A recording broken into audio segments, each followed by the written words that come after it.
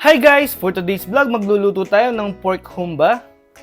Gagamit tayo dito ng 1 kg na pork belly.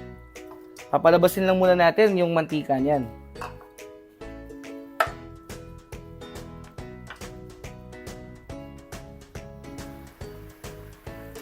After few minutes, ayan, medyo lumabas na yung tubig ng ating pork belly. Pag naubos yung tubig na yan guys, magiging mantika na yan. Ituloy pa natin yung pagluto. At ayan guys, after few minutes, naprito na yung pork belly natin sa sarili niyang mantika. Okay na yan guys, no? This time, babawasan lang natin yung mantika natin.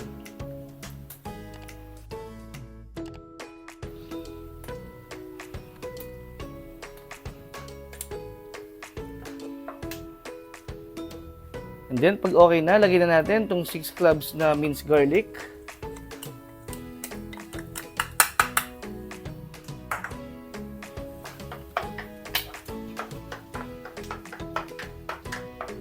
Ibo-brown lang natin yan.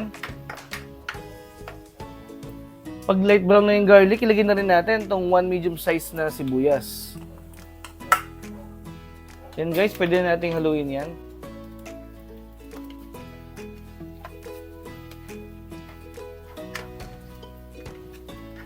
Igisa lang natin yan ng mga 2 minutes.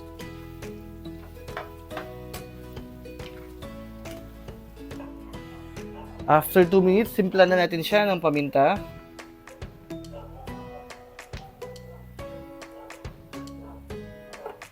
Tsaka 3 pieces na bay leaves.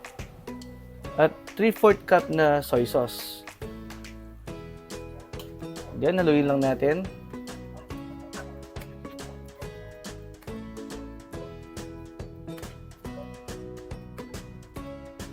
At saka pa natin papakuluan yan ng mga 10 minutes in medium fire lang.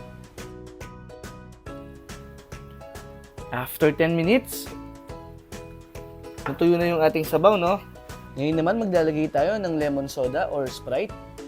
Kung wala naman kayo nito, pwedeng tubig na lang. Pero I suggest na maglagay nito, no? Para mas masarap.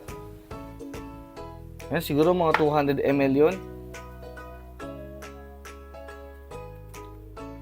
Tsaka natin takpan at ituloy pa natin yung pagluto ng mga 30 minutes. Ang apoy natin sa pagitan lang ng medium fire at low fire.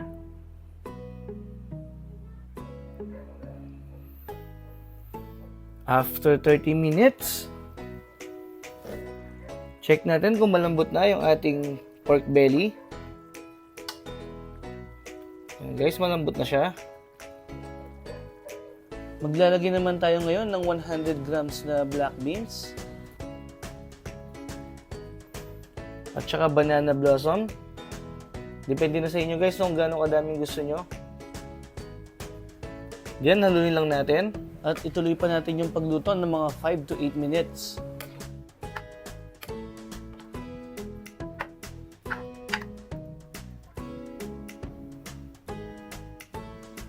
After 8 minutes, tikman naman natin siya para ma-adjust natin yung lasa.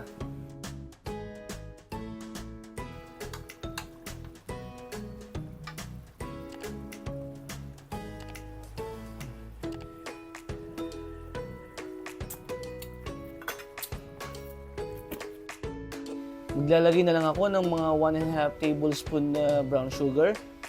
Medyo matamis na rin kasi yung Sprite, no?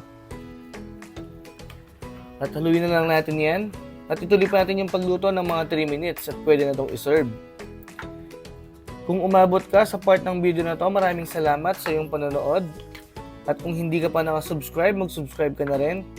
Pakiclick mo na rin yung notification bell para ma-update ka sa mga susunod pa nating videos. Okay guys, hanggang sa muli. Bye!